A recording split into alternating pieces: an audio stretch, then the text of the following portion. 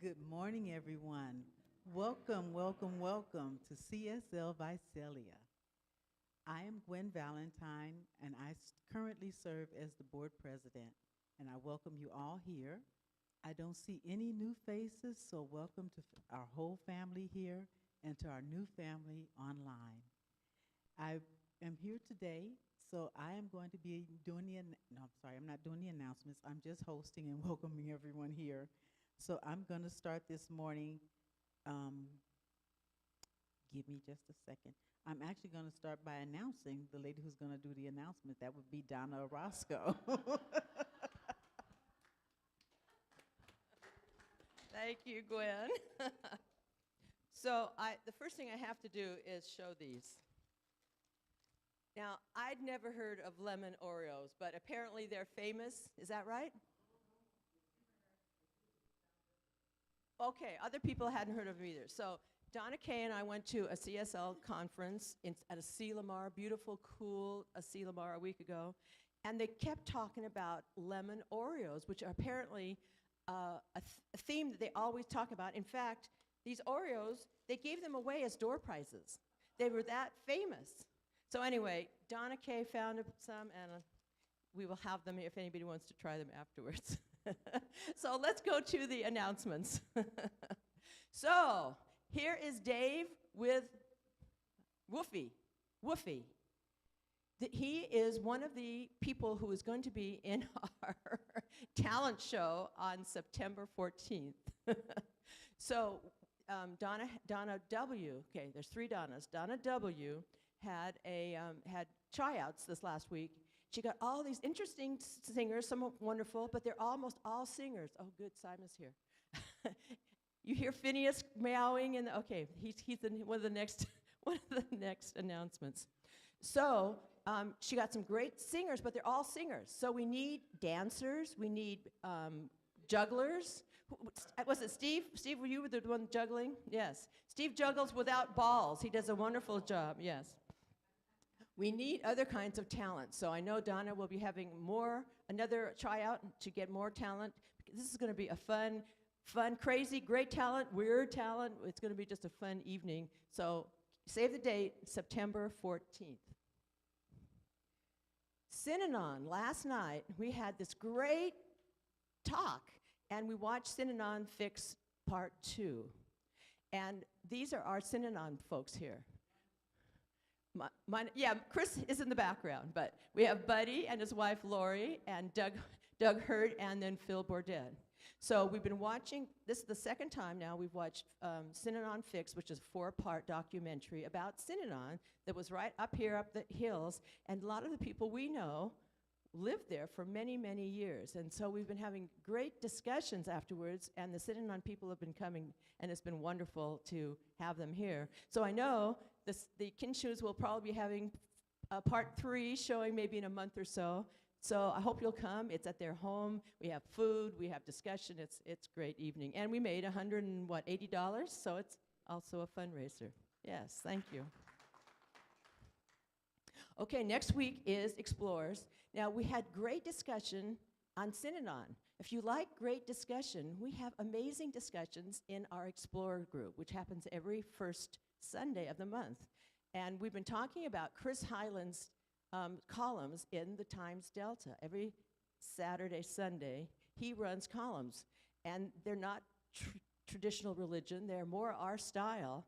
And we'll be talking about what is a believer, what is anti-religious, and I love this one. Can you be religious and a critical thinker? That one is interesting. So next Sunday, 12:30 after service, come, stay, and have a discussion with us. Okay, Phineas just arrived. I heard Phineas. So Phineas is bringing a salad bar today because Phineas eats Sima's plants. And so she thought a fundraiser for the baby contest would be a salad bar with Phineas. So yeah, bring a little bit of money, donate to her, because Phineas needs some money. Phineas doesn't have much money in his account yet. So this is going to be wonderful. And Phineas is here. You'll get to meet Phineas and have a wonderful salad bar after service. So thank you, Sima. Okay, and next week, this Friday, is our First Friday art show.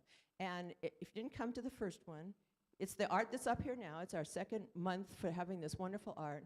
And Mary is quite an interesting character. She's in a wheelchair. She's had very numerous issues during her life, but she does this gorgeous, fun, happy art. So I hope you'll come Friday from 5 to 8 here and meet her and have some snacks and enjoy and go to the rest of the First Friday Art Walk.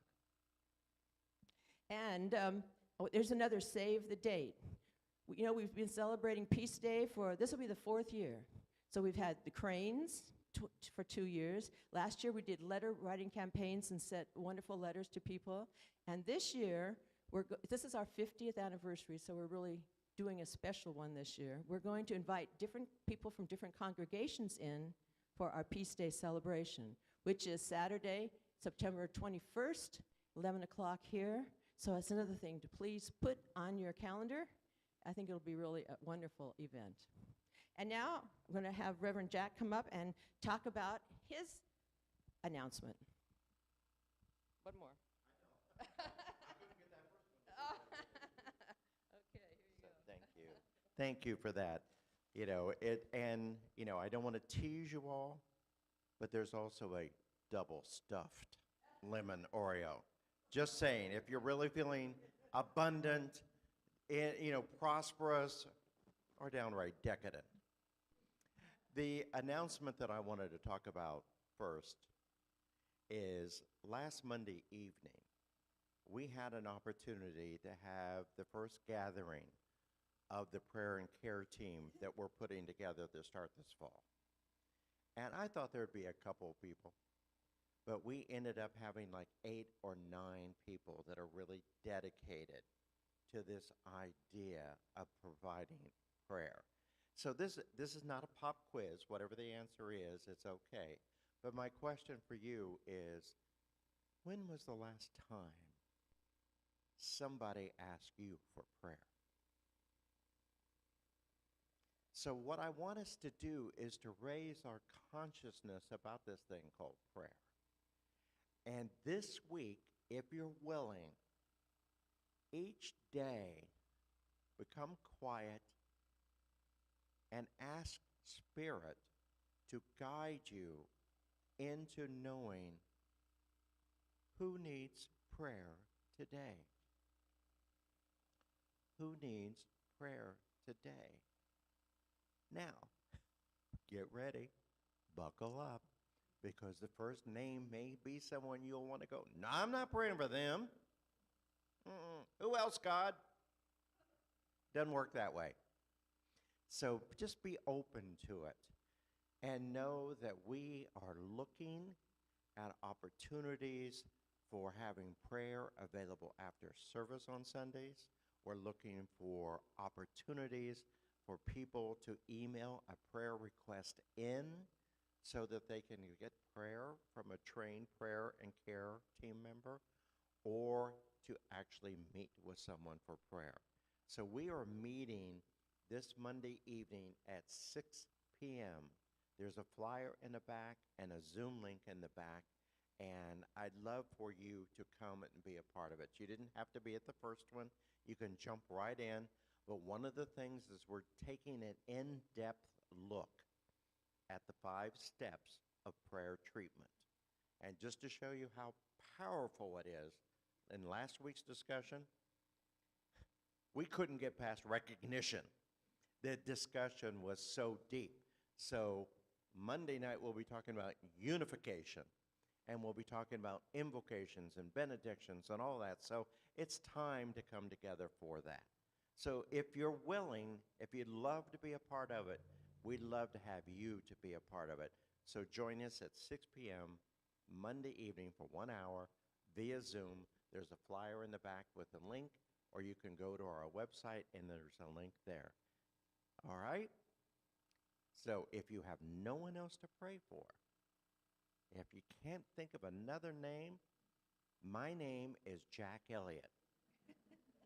I am always open to having people praying for my highest and best.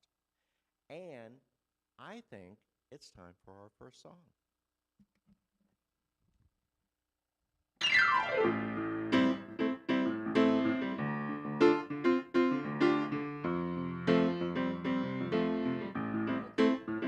God is my source, God is my power, God gives me everything I need. So I give thanks for all my blessings. God gives me everything I need.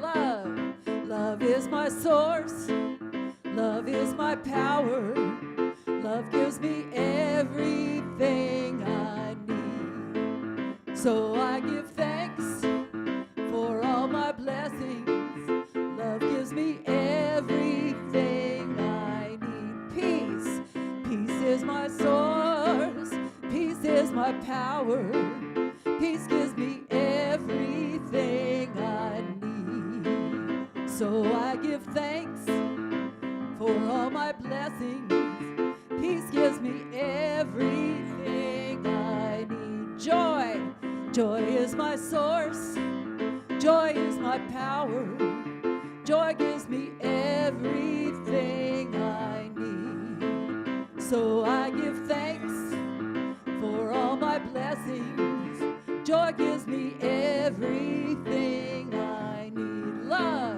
Love is my source. Love is my power.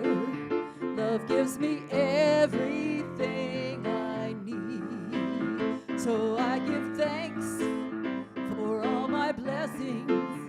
Love gives me everything I need. Love gives me everything I need. Love gives me everything I need.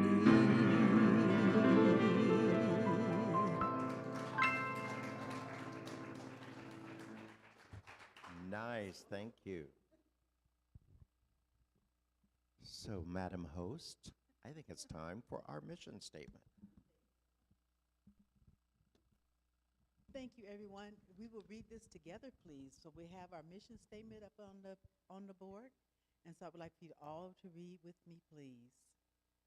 So our mission statement says, Center for Spiritual Living is the place everyone comes together, connecting in love and learning how to create abundant, joyful, and peaceful lives. Thank you. So we'll go back to Reverend Jack for our grounding and invocation. Thank you. All right. So yeah, let's do that extra prayer today because it's, as you can see, I'm kind of having some balance challenges. I took a little stumble on my patio yesterday, and having been a theater major many years ago, one of the things we learned how to do really well is fall and get up. And I still fall really well, and I'm really ready to perfect a different way of knowing that I can do that. Um, and I thought it didn't have an effect, but it's like not all the parts are quite going in synchronicity, but we're going to get there, and we're not going to let that stop us.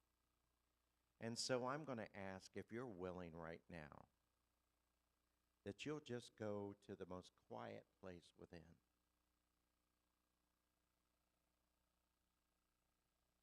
And I'm going to ask that you let go of any mind chatter. Acknowledge it, and then just let it go. As my friend Chuck, who was a practitioner before he made his transition, used to say, your good lies elsewhere. May you quick be to it. Let those thoughts go.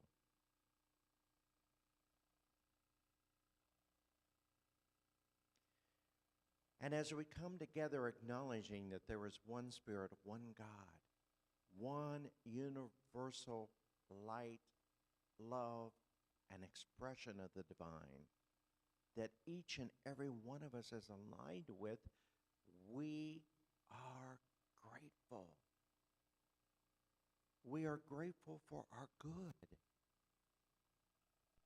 This day, we are in anticipation for being grateful for all of our good, even if our ego says that's not good.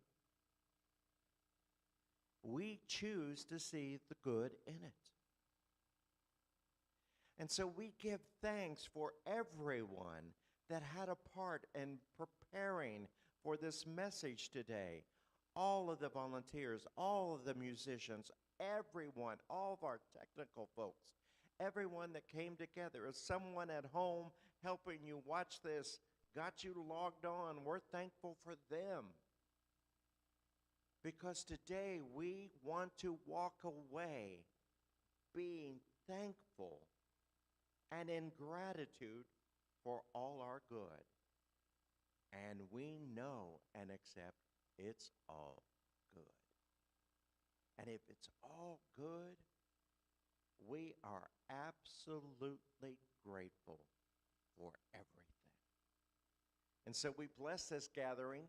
We bless this opportunity to see one another, to be in community, to feel the love and the light that's in the room, to feel the experience of everything we proclaim in our mission statement. We say thank you. We say thank you. And we release this service into the divine, blessing it and calling it good. And so it is. Okay, now this is your opportunity to stand up and get involved because we're going to do our community. Am I doing my community song? Or are we talking about summer school? Thank you. That's the voice of God. And I've tried to encourage you to get a microphone. But, every once in a while, I need the voice of God to just kind of remind me. Because life, here's the gift about life. Life is like riding a bicycle. How many of you ever ridden a bike? Okay. Here's the one thing you cannot do. You cannot ride a bicycle perfectly. The entire time that you are riding a bike, you are correcting. A little this way, a little that way, you're guiding it. That is perfectly imperfect. So I say that to say sometimes I need, a little help on the bike, to remember exactly what we're doing. And I want to talk about an experience that many of us are having together.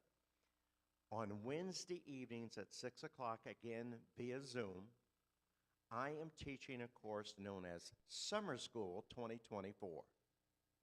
And we are taking an in-depth look of a book that is entitled, When Fear Speaks, Listen. Okay, when fear speaks, listen. And we're doing it in collaboration with my beloved sister, the Reverend Dr. Andriette Earl. If you're familiar with her, she writes in Science of Mind magazine, has a wonderful column called Inside Out. Well, Reverend Andriette and I have been friends for over 40 years. And so we founded Heart and Soul Center of Light in Oakland, California 15 years ago.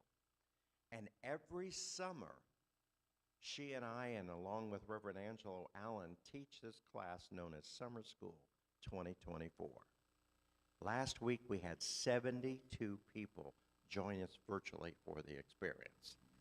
And we took a look at anger, worry, selfishness, judgment, shame, loneliness, and uncertainty. Those are all what we're calling messengers of fear. And then they show up in our life. I'll talk a little bit more about it today in our perfectly imperfect world, especially uncertainty. That's the one that kind of hides out that no one knows about. And its best friend is doubt. So we'll work on that a little bit later. But I'd love to have you be a part of this. It's drop in at 6 p.m. to about 7:45. It's free. It's free. It's your example of the economy is doing better than what? There's no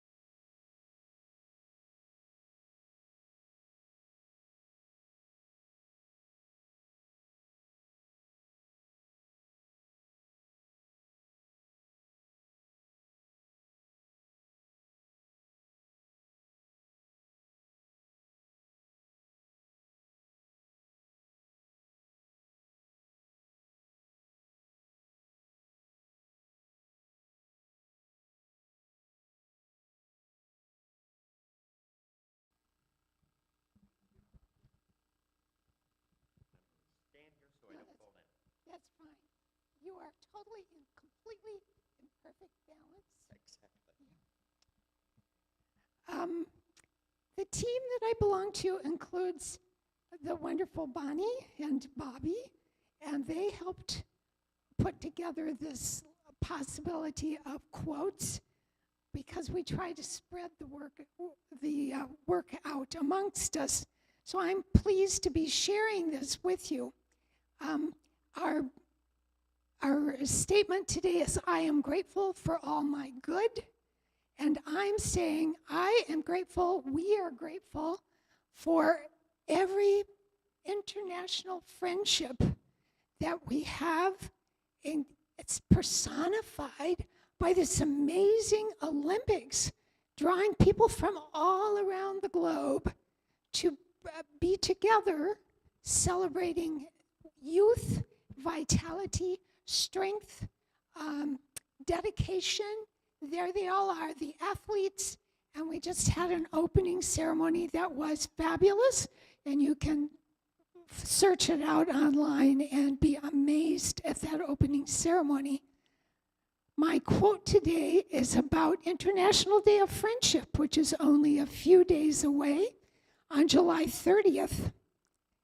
And the theme is listening to the heartbeat of another. It was first established in 1958, and then it was proclaimed an official United Nations observance in 2011, and is used to encourage international understanding, compassion, and respect for diversity. I would like to go specifically to a quote now by Ernest Holmes in a writing that he did on friendship, quote, "If we will listen to the heartbeat of another, we will hear the great rhythm of the universe resounding in us. Through our friends, the infinite speaks a divine language." Thank you. Thank you, Carol. And a big part of that, I think you'll see the play into our purpose statement. So Gwen, will you come up and read our purpose statement?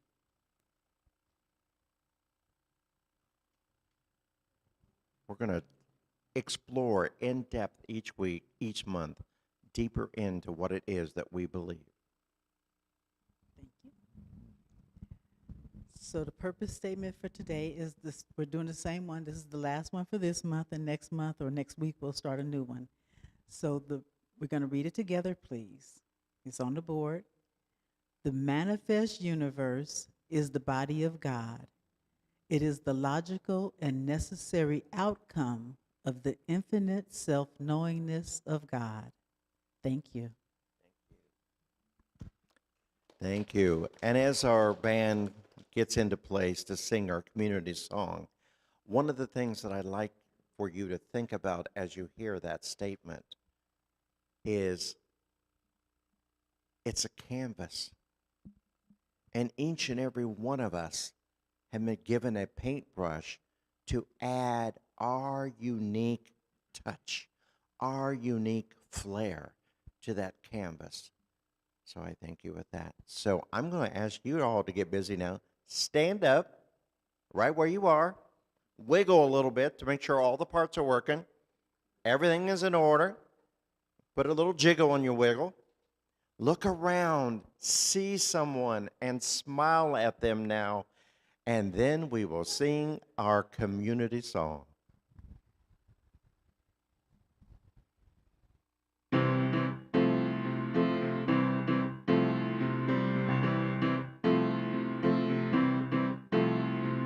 I'm choosing heaven today. I'm choosing heaven today. I am walking the road of heaven right now, singing, I'm choosing heaven today. I'm choosing love today. I'm choosing love today. I am walking the road of heaven right now, singing, I'm choosing love today.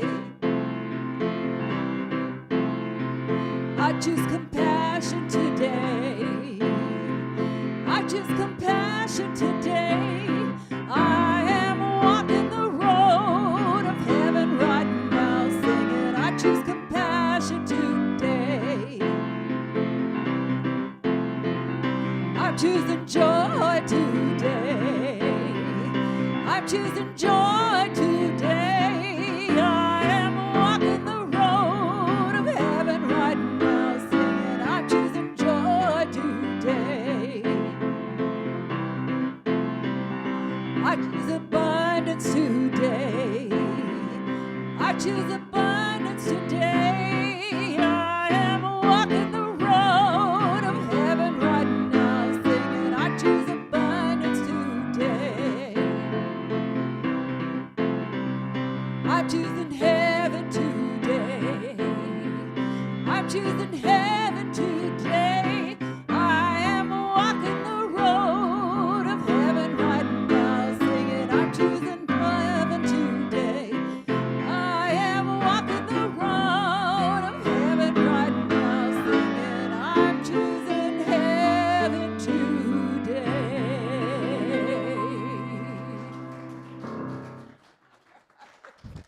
Thank you, thank you, thank you. Okay. So you ready for a pop quiz? We're going to take a look at this being perfectly imperfect. Who said, quote, "Can't we all get along?"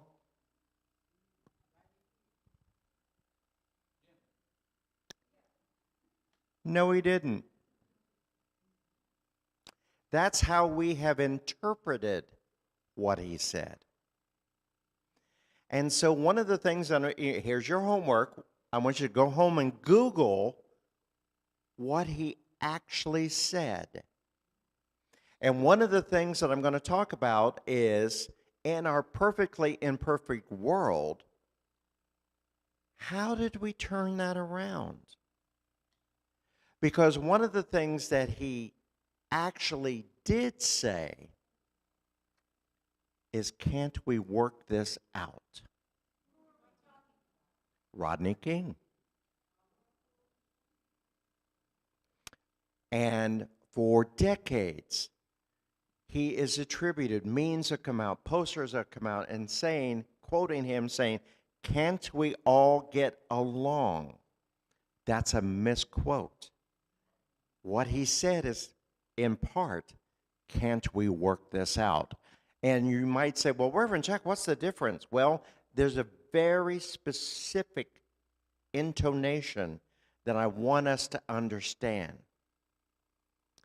If we are asked to get along, we are really being asked to go along. So if you are looking at a marginalized group of people to rework their words to be, can't we get along, it could imply that they must acquiesce to the standard of the day. And you might see why somebody would say, okay, that's what we want to do. That's just a little bit of what has happened in our society with revisionist history. Okay, just a little glimmer of how it could be possible. But if you look at what he said, can't we work this out? What does that imply? Negotiation. Talking it out. Understanding the other person. So there's this opportunity there that one of the things that he was asking for, I'm not going to comply. Let's figure out a way to work this out. And so one of the things that I want us to be really aware of as we move through these next 100 days, what are they really saying? Words matter. Are you up for that? Be willing to take that look to see, okay, what does this really mean? Now, when you meet someone, if they say, can't we get along, you want to get a little bit more clarity of what they really mean by that.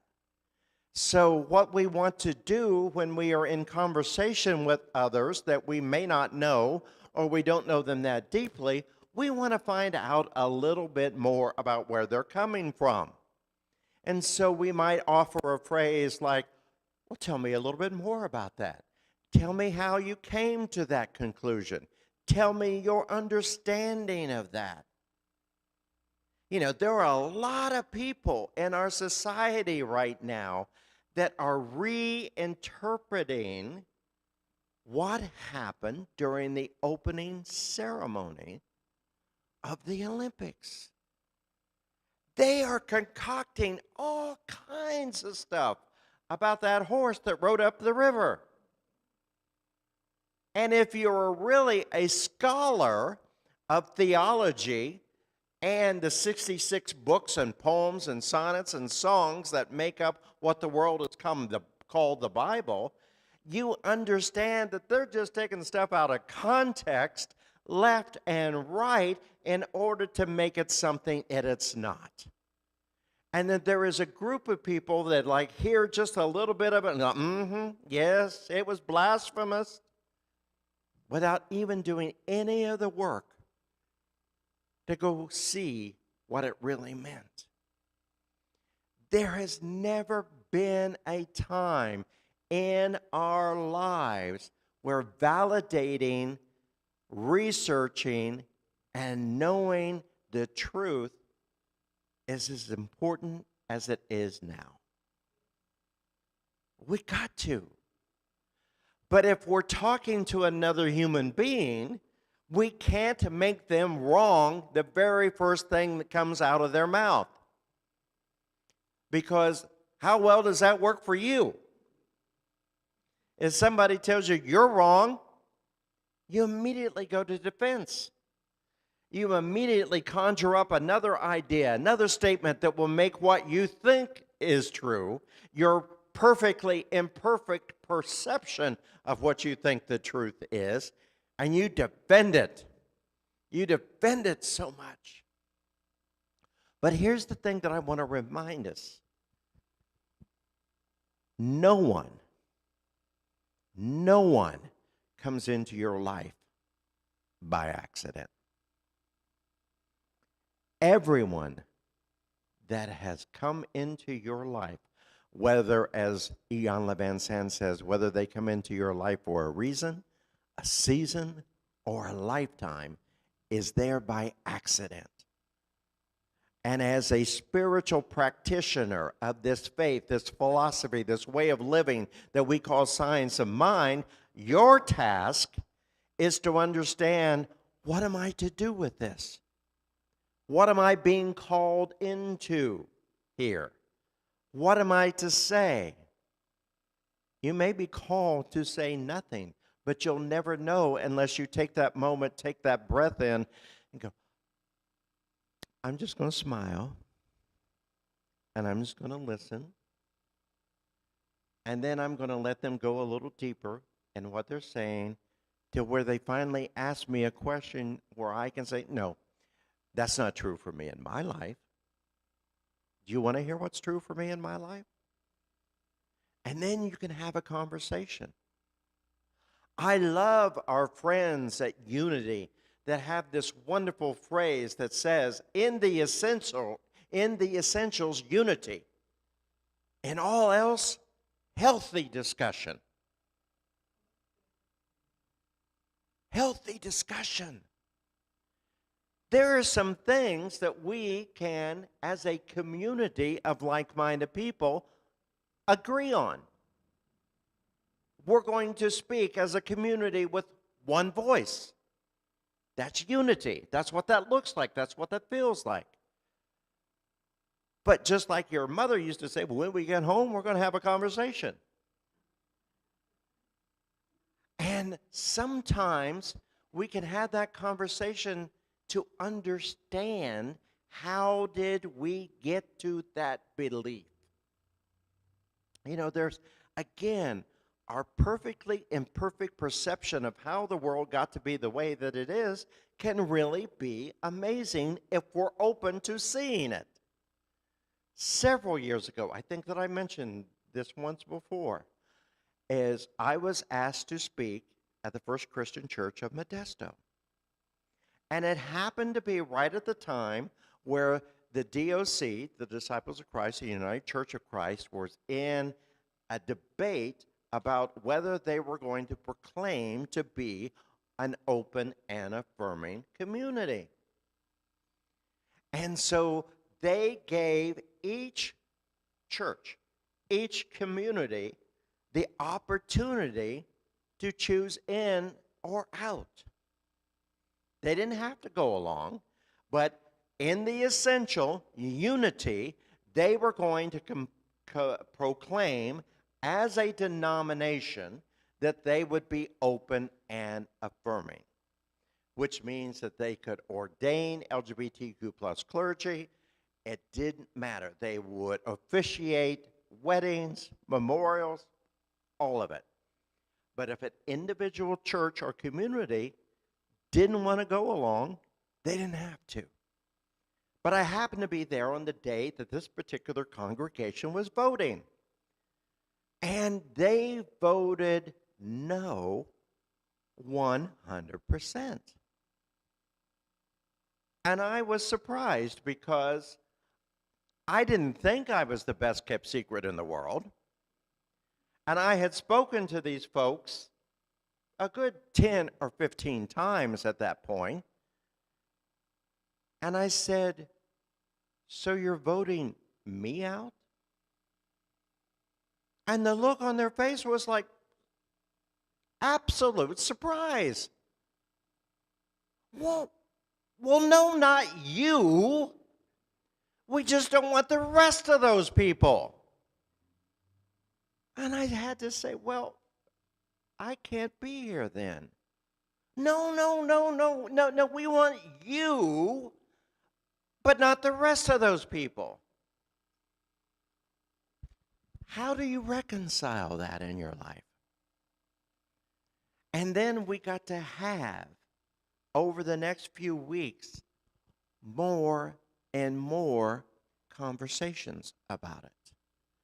And suddenly, their door just opened because all they had seen, all that they had witnessed in their life, from what they knew, were the people that were participating in ACT UP, the people that were opening the pride parades, and who they were, where they were in their consciousness at that time. They had no other perception of what it was to be LGBTQ plus than that picture. But because I didn't make them wrong for what they believed, allowed the conversation to continue. And after a few weeks, they kind of decided, well, you know, we really are all about love. And we really do want people to feel comfortable and welcome here. I wonder how we change our vote. So they came around, and I stayed. You know, I did make that pronouncement. Oh, you don't want me? You want me to go away? Well, no. Okay, well, let's continue the conversation. And I think that that's a glimpse into how we are called to be the practitioners of this teaching, this philosophy. I know you've all met people, as soon as they hear, you go where? You think what? Oh, no. As my friend Evelyn and Tracy would say, you're not working your get into heaven plan. No, I just have a different plan. And it's this opportunity to have the healthy discussion about why people believe what they believe.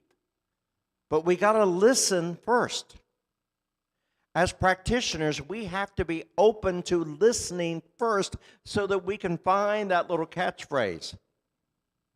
We can find that little way in to help them understand. Oftentimes, when they're talking about fundamentalist Christians, and a woman will say, well, the Bible says, and I will say, well, how do you know? Did your husband tell you? And she will go, well, what do you mean? Well, if you're being literal to the text, you will be aware of that phrase where it says that women are not to speak in the church. They are not to read the Bible. Only their husbands are to tell them. Well, that's not the same today. Oh, okay, so that gets to be changed, but nothing else. But see, you've got to be willing to have the hard conversations with some folks if you care about them. And here's what I'm going to offer. If they're in your life, you're called to care about them. Because again, as I said in the beginning, no one has come into your life by accident. It is, they are there for a reason. They have been sent there to teach you something about you, what you believe, the values that you have. They are there to be the ally in that moment. Then there is the person that come into your life for a season. Maybe it's why you're working for a particular employer, and they're your mentor at that workplace. Or maybe it's because of a class that you're taking, and it's a little hard to understand all of the language in the class or something. But yet, the universe seems to have supported you by putting the perfect study buddy right next to you. And suddenly you realize, okay, they came into my life for a reason, so we can study this and we can really get it. And then when the class is over, they move on. They go do something else, but you're very grateful for that time when your paths crossed. And then there, for those of us that are writing the final chapters of this experience here on earth, we realize there are some folks, oh, they've been here for a lifetime. We're continuing to learn from one another. We're continuing to grow spiritually with one another. We're evolving with one another because they're in our life for a lifetime. But because in our friendship, we have agreed in the essentials, there's unity. I will always have your back in public. I will never speak poorly of you in public. I will never be jealous of you. I will never envy you. But when we disagree, there's going to be some healthy discussions. We're going to be so safe in talking with one another that we can absolutely present our argument, put it all on the table, and have our friend look back at us and smile and go, well, I see how you got there. But did you think of X? And then you're sitting there going, no, I didn't. Look at you being you. I can see it differently. But we don't have to be defensive. We are just really grateful for our good friend.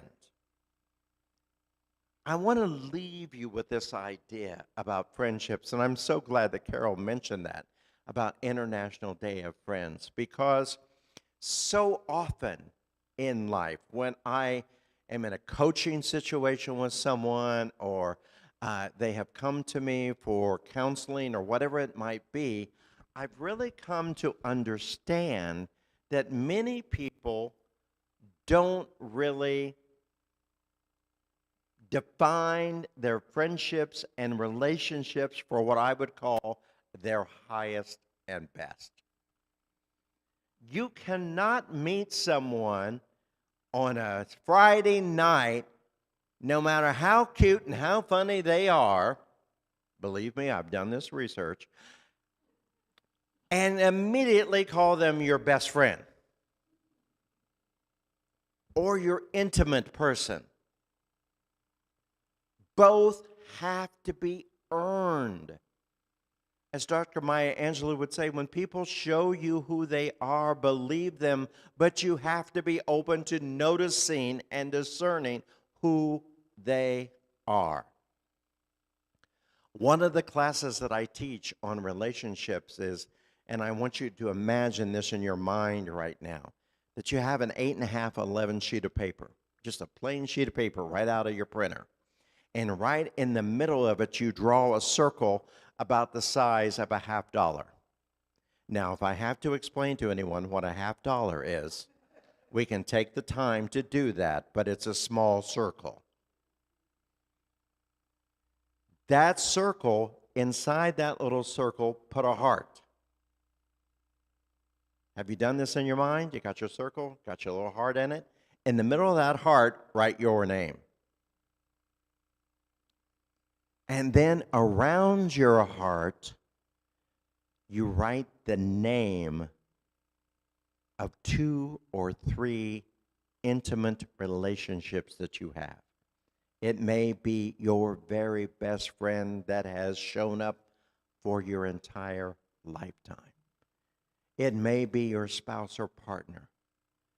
But what I want you to see is that circle is intentionally small.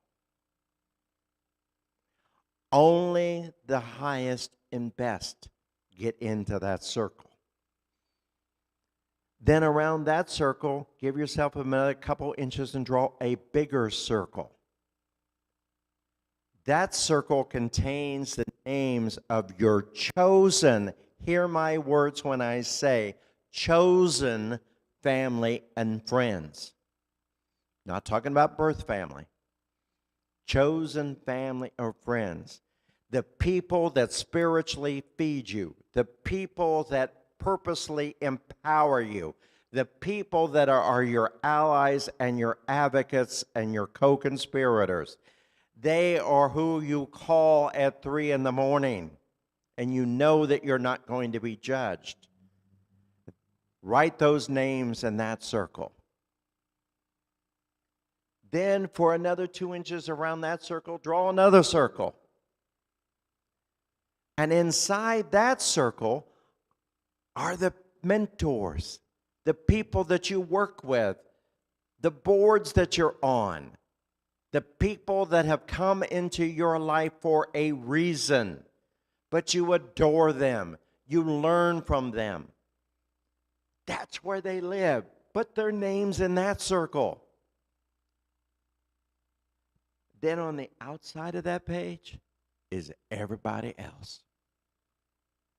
Everybody else that you can think of and the people that you haven't met yet. That is a snapshot of your universe. And what you want to be the steward, the caretaker, the purveyor of truth is who gets to move from one circle to another. Does that make sense? They don't immediately get to go to the top or the most inner circle. They have to earn that opportunity to get there. And here's one of the magical things that can happen, and this is another demonstration of our perfectly imperfect perception of life. You and I could be sitting next to one another, and in my circle of allies, advocates, and co-conspirators, I may put your name because that's who you are to me. And then I look over, not that any of us has done this in school or anything, but we kind of glance over, and I see my name kind of at the bottom of the page, barely on the sheet of paper. And it's like, oh, wait a minute. And suddenly I want to go back and move your name, and then we can't do that. Because, see, in our perfectly imperfect world, you can be that to me even if I'm not that for you. I don't know your spiritual journey. I don't know what it is that you came here to learn this lifetime. That's on you. But for me in my house, I know what you mean to me. And I know that that is how I'm being fed. So we've got to be willing to look at those relationships.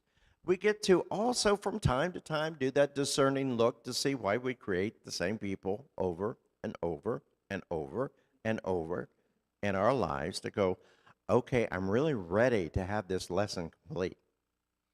What am I missing here? Be thankful that it's showing up again. I know that seems counterintuitive, but you've got to start with gratitude. To see, okay, why is this showing up one more time for me to learn? And sometimes I want you to know you may not figure it out quickly.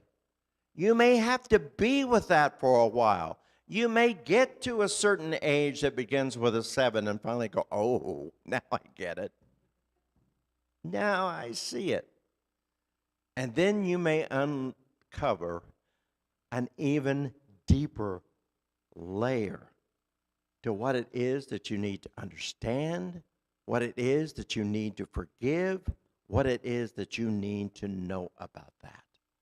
I'll give you a good example. In summer school, we're meeting those messengers of fear. And, you know, as a teacher, you're not necessarily participating in the process live. in that moment as the students are. Well, that works everywhere else except at summer school. I'm here to tell you, you can be teaching a thing, paying attention, all of a sudden, Spirit will just jump up and whisper in your ear, I'm actually talking about you, Jack. And it's like, dang it. I didn't want that to happen here. And last week, our students were in a closed eye process where they were getting grounded and they were meeting what is the messenger of fear that most consistently shows up in your life. And I heard this word, worry. Now my ego immediately went, I don't worry about anything. Why are you saying that worry shows up? And then I thought, then I heard a little voice say, when do you worry? Oh. Well, the only time in my life when I worry is when I am fearful of disappointing someone. I'm fearful of disappointing someone. Like a fear of disappointing you all with the talk that I would do today, that half of you would leave going, what was he talking about? He is a crazy kind of guy. Where did they find him? You know, that is a worry can show up there. And then the Spirit said, when was the first time that worry ever visited you? An image immediately came to my mind. My mother had placed little me in the corner of a big chair in our living room. I couldn't have been 1.5, 2. And she got down on her knees in front of me and wept and prayed. And I was aware, it's my first memory that I have. And my first thought was, what did I do to disappoint her? I made that up in my mind. I thought, as that infant, I had done something to disappoint her.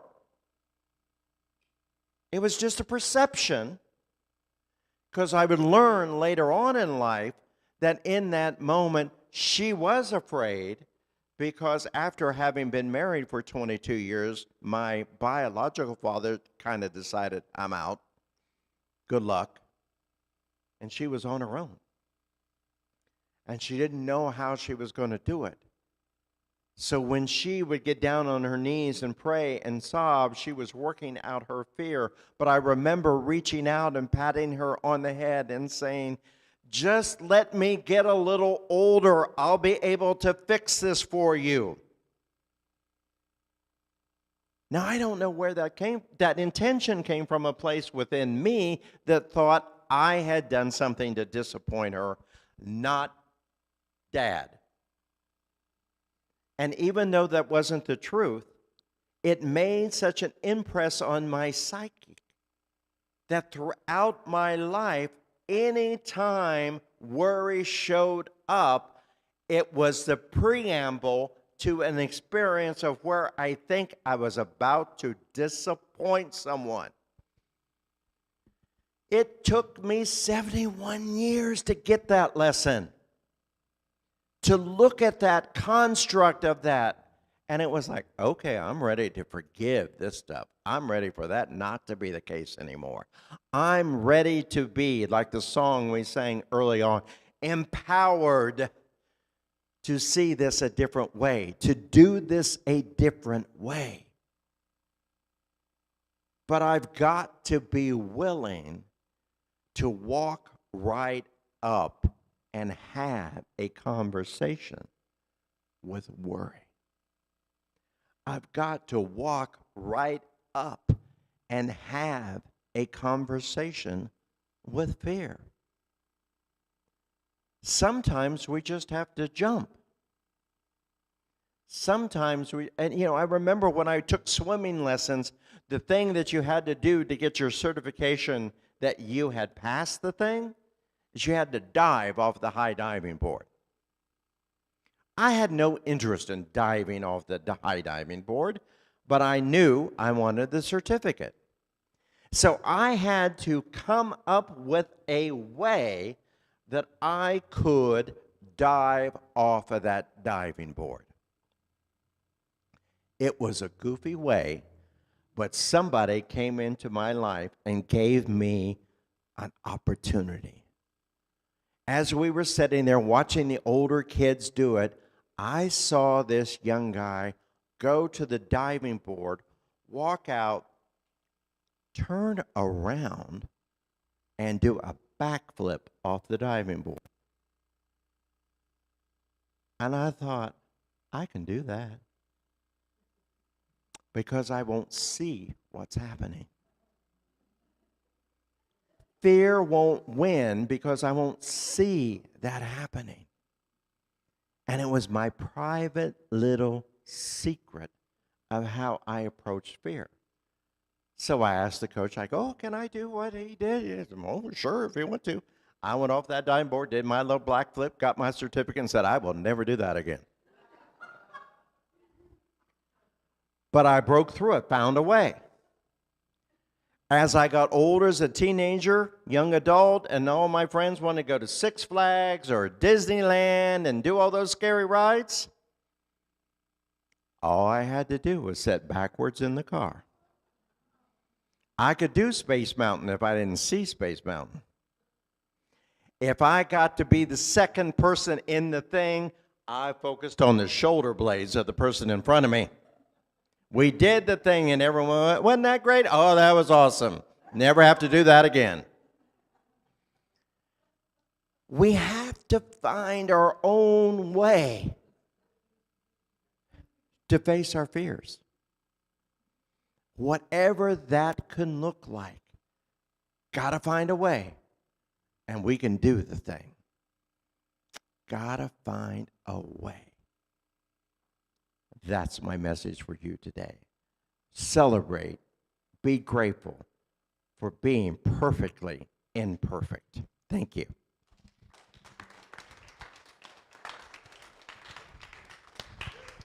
Good stuff. Good stuff. So, O Voice of God, is this our third song, or are we doing the offering? So, will you join me as we listen to the third song, which I want to tell you a little bit about before we sing it, because this is one of the other things that we learned with this song.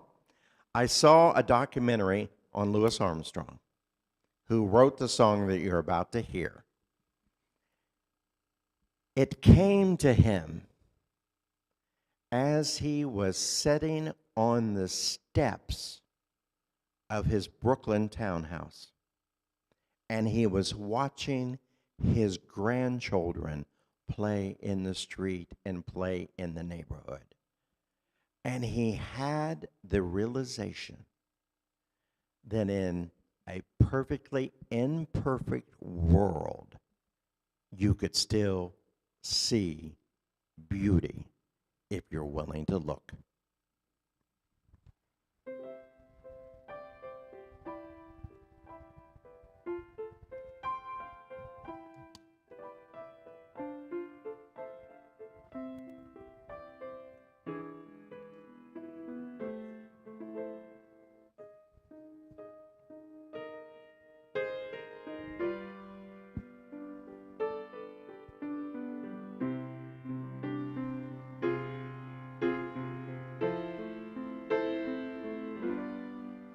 I see trees of green, red roses too.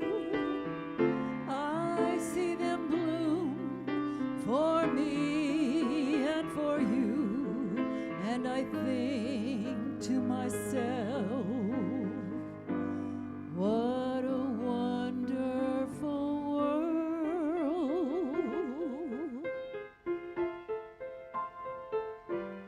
I see skies of blue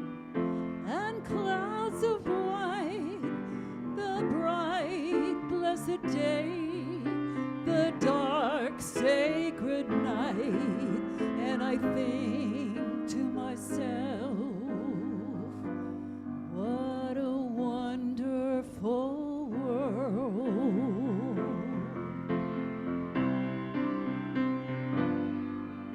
The colors of the rainbow, so pretty in the sky, are also in the faces of the people passing by. I see friends shaking hands, saying, how do you do? They're really saying, I love you. I hear babies cry. I watch them grow. They'll learn much more than we'll ever know. And I think to myself, what a wonderful world. Oh, I think to myself, what a wonderful world.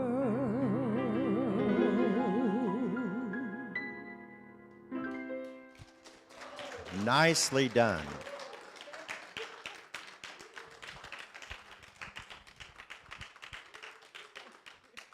Nicely done. Thank you for that. See, Spirit speaks to us in multiple ways. I'm going to ask Gwen if she will come up, and one of the things that we want to do is in our time for giving, we want to be ready and thoroughly prepared. And so we have been engaging in a practice, a purposeful practice of reading the prosperity prayer. So as the ushers get ready and Gwen comes forward, we're going to recite it together. So Gwen, oh, where'd you come from? She snuck up on the left. All right. Thank you. And I should have come up on that side. I wasn't thinking. Okay. Thank you, everyone. We're going to read the prosperity prayer, the 50-day prosperity prayer that I hope everyone has been saying even when they're not here. So we're going to do it today together. We're ready? Okay. Today I expect every good thing to come to me, for I know that divine abundance is forever manifesting itself in my affairs. I am keeping my whole mind and thought and expectation open to new experiences, to happier events, to a more complete self-expression. Everything that belongs to spirit, I accept. Everything that partakes of the nature of divine reality, I claim as my own. I identify with success, and I prosper in everything I do. As I give thanks for the good now flowing into my life, I gladly share that good with others. The more I give, the more I receive. I experience a deeper consciousness of peace and security, for I know that I am the embrace of a warm, loving presence. My cup runneth over. I exist in limitless possibility. Thank you. All right, so if our ushers will come forward. You know, we've been also engaging in a different activity where we are looking at your individual prosperity. What it is that you can create for yourself in your life. We ask everyone to take a look at this quarter. If you suddenly had to create $450 extra for some special thing, I know you're all pretty magnificent people and would be able to create that $450. Am I right? Okay. So what? Oh, well, that was a pretty poor week. I am right. Am I right? Okay. Come with me now. You know, I don't want to be the only one on this little boat of prosperity here. And here's what I know to be true. If you have to have a yard sale to do it, you would do it. If you had to go and collect an old debt from somebody that owes you money, you would do it. If you had to find something that you could paint, create, build, sand, get ready, reupholster, or whatever to sell it, you would do it. I'm asking you to do that for your center and for you. I am asking you to look how you might create an extra above and beyond $450 before the end of September. And once you create it, tithe to your center. Give them the $45. Now, don't just add 15 to your regular monthly pledge and call it $45. Don't bypass Spirit in this prosperity game. What I want you to do is tithe the $45 above and beyond what it is that you're normally given, because you are going to awaken your soul and your magnificence that you truly are empowered and you can create this thing. And if you're really up to step out in faith and demonstrate that your word means something, you'll give your $45 first and then go create the thing. Now, the other thing we want to do is raise our consciousness about giving on a Sunday morning. As the ushers pass before you, even though you don't have something to put in the basket today, I'm going to ask that you touch the basket. Make this a sacred moment where you are blessing the good that is within that basket, because our prosperity is dependent upon you blessing our good and being a part of it. Why? Because in the essentials, unity, and this we can agree upon. So I'm going to ask one of the ushers to turn around, take my gift, and join us as we give at this time.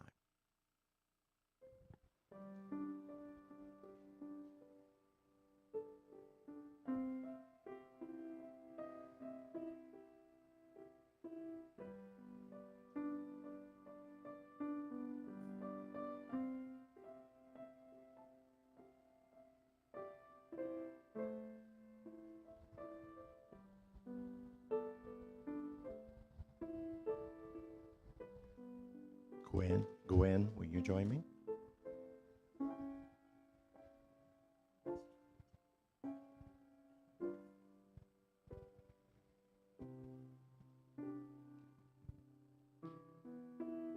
So as the ushers come forward, they will give their gifts to Gwen that they've collected. And will you reach out with your hands and point to us and say, "Thank you, God.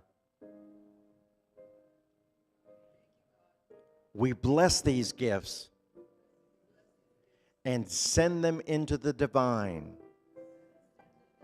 knowing that they will come back to us tenfold. Thank you, thank you, thank you."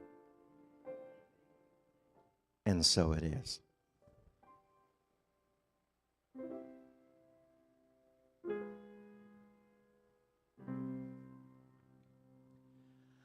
All right.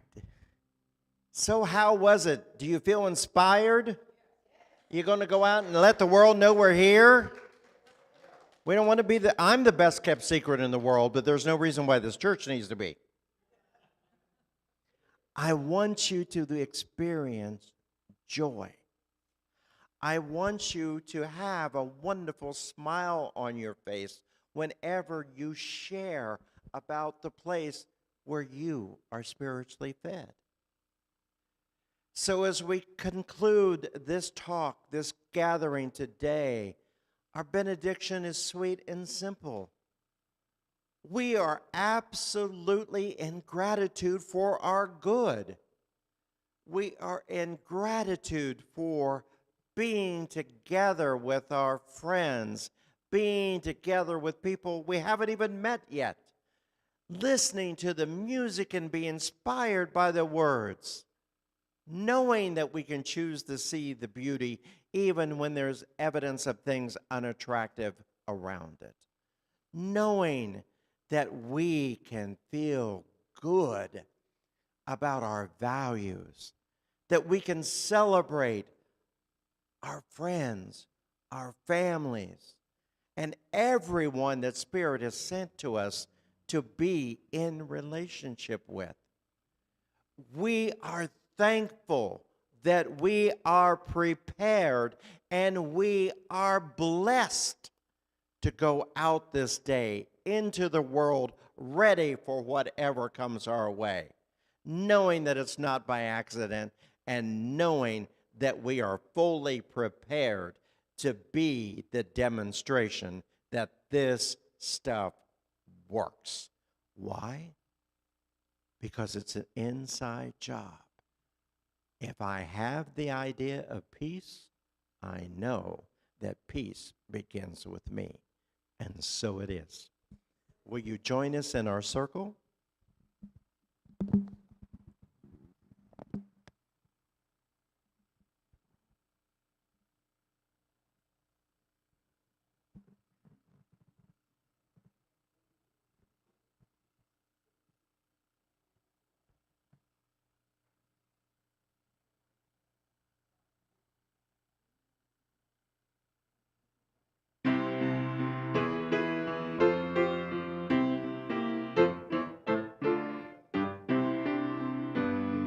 Now there is peace on earth. I know it begins with me. Now there is peace on earth, the peace that was meant to be. With God as Creator, united all are we. Now we walk with each other in perfect harmony. Yes, peace begins with me.